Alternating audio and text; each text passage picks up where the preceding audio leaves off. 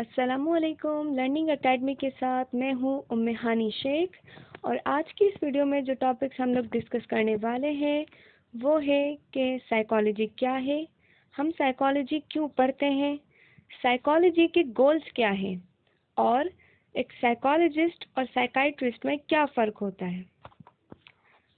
सबसे पहला टॉपिक कि साइकोलॉजी क्या है। तो हम अपनी प्रीवियस वीडियो में भी ये चीज़ डिस्कस कर चुके हैं कि psychology is a scientific study of behaviour and higher mental processes. कि साइकोलॉजी में हम लोग बिहेवियर्स को और हायर मेंटल प्रोसेसेस को स्टडी करते हैं। बिहेवियर्स जो कि ऑब्जर्वेबल होते हैं और इंडिविजुअल के आउटवर्ड एक्शंस होते हैं, जैसे टॉकिंग, ईटिंग, वॉकिंग, स्लीपिंग वगैरह, ये सब उसके बिहेवियर्स कहलाते हैं। जबकि मेंटल प्रोसेसेस जो कि अनऑब्जर्वेबल होते हैं, लेकिन इन प्रोसेसेस के इंसान की बिहेवियर पर, उसकी पर्सनालिटी पर बहुत ज़्यादा असरअंदाज होते हैं, जैसे उसकी थिंकिंग, उसकी परसेप्शन, रिमेम्बरिंग एंड एक्सेट्रा। तो इन दोनों की साइंटिफिक स्टडी साइकोलॉजी कहलाती है, जो कि हम अपनी प्रीवियस वीडियो में भी डिस्कस कर चुके हैं। सेकंड हमारा टॉपिक है कि हम लोग साइकोलॉजी क्यों पढ़ते हैं। Psychology can help in better understand yourself and the people around you. Psychology हमें हेल्प प्रोवाइड करती है कि हम अपने बिहेवियर्स को, अपनी पर्सनालिटी को बेहतर तरीके से अंडरस्टैंड करें और साथ साथ वो लोग जो हमारे इर्द गिर्द रहते हैं उनके बिहेवियर्स को भी अंडरस्टैंड करना साइकोलॉजी से ही पॉसिबल है। सेकंड, कि it provide deeper understanding about how culture and society impact on our behaviours, how personality form and what factors can trigger an individual to behave in a certain way.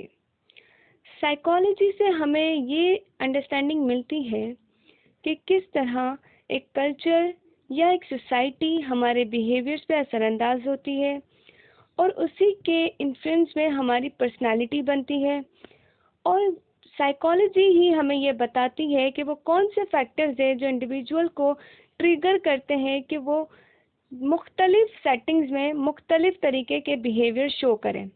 जैसे एक इंसान अपनी family में बैठा होता है तो उसका बिहेवियर अलग होता है, दोस्तों में बैठा होता है तो उसका बिहेवियर अलग होता है।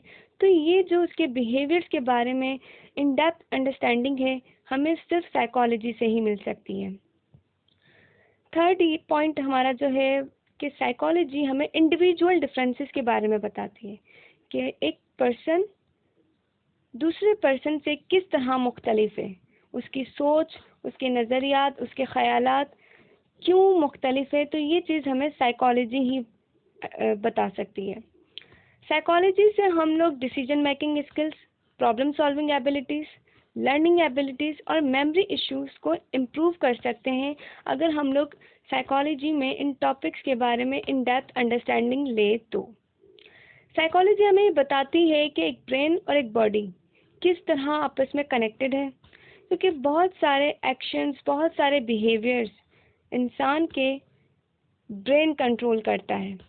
तो यहाँ ब्रेन बहुत ज़्यादा इन्फ्लुएंस करता है हमारे बिहेवियर्स पर। लास्ट पॉइंट है कि साइकोलॉजी से हमें ये पता चलता है कि किस तरह हमें अपने स्ट्रेसफुल लाइफ को डील करना है और कौन कौन सी कॉपिंग स्ट्रैटेजीज़ हमें स्ट्रेस से लड़ने के लिए यूज़ करनी चाहिए, ताकि हम लोग अपनी एंजाइटी को, अपने स्ट्रेस को कम कर सकें बजाय उसे अपने सर पे हावी करने के। तो ये चीज़ भी हमें साइकोलॉजी से ही पता चलती है। नेक्स्ट हमारा टॉपिक है कि साइकोलॉजी के गोल्स क्या हैं। साइकोलॉजी में हम लोग बिहेवियर्स को पढ़ते हैं और बिहेवियर्स को साइंटिफिकली पढ़ते हैं। किसी भी चीज़ को अगर साइंटिफिकली पढ़ते हैं तो इसका मतलब है कि उसमें कुछ स्टेप्स इन्वॉल्व हैं और उन्हीं स्टेप्स को फॉलो करते हुए हम उस चीज़ को डील करते हैं।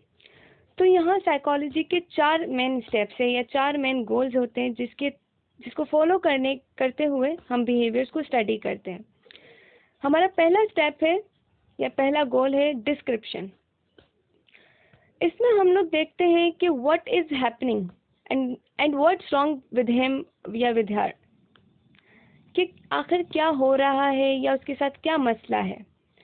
ठीक है, क्योंकि अगर सडनली हम लोग देखते हैं कि किसी इंडिविजुअल में बहुत ऑड या अनयूजुअल बिहेवियर नज़र आता है हमें, तो डिस्क्रिप्शन स्टेप में हम लोग उस पर्टिकुलर बिहेवियर को केयरफुली ऑब्जर्व करके डिस्क्राइब करते हैं कि आखिर वो क्या है, वो बिहेवियर उसमें सडनली कैसे आया। तो ये हम लोग डिस्क्रिप्शन स्टेप में इस सवाल का जवाब देते हैं, जवाब देने की कोशिश करते हैं। सेकंड हमारा स्टेप है एक्सप्लेनेशन। एक्सप्लेनेशन में हम लोग एक्सप्लेन करते हैं कि व्हाई दिस बिहेवियर अकर, कि किसी भी इंडिविजुअल में वो बिहेवियर क्यों आया, इसकी क्या वजूहात थी।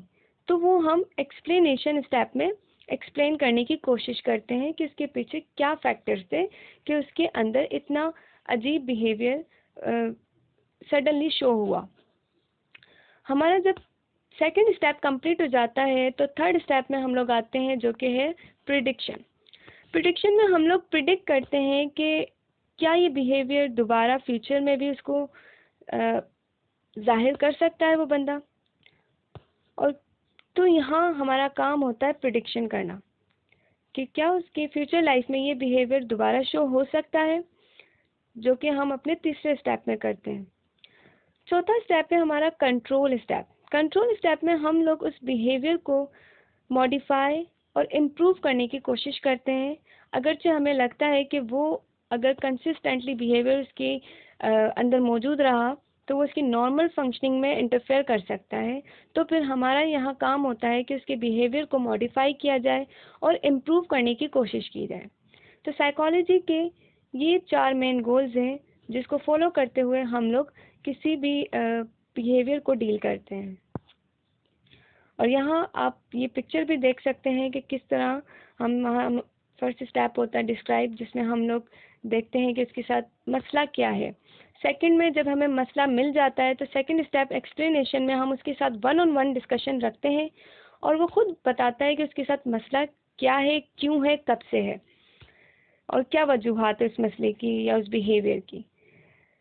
तीसरा स्टेप होता है प्रिडिक्शन, जिसमें हम लोग प्रिडिक्ट करते हैं कि क्या वो बिहेवियर दोबारा उसकी फ्यूचर लाइफ में आ सकता है। और लास्ट हमारा चौथा स्टेप होता है मॉडिफिकेशन या चेंज, जिसमें हम लोग उसके बिहेवियर को मॉडिफाई करने की कोशिश करते हैं अगरचे हमें लगता है कि वो बिहेवियर उसकी नॉर्मल फंक्शनिंग में इंटरफेयर कर रहा है। तो ये थे 4 मेजर गोल्स साइकोलॉजी के। हमारा लास्ट टॉपिक है कि एक साइकोलॉजिस्ट और साइकाइट्रिस्ट में क्या डिफरेंस होता है।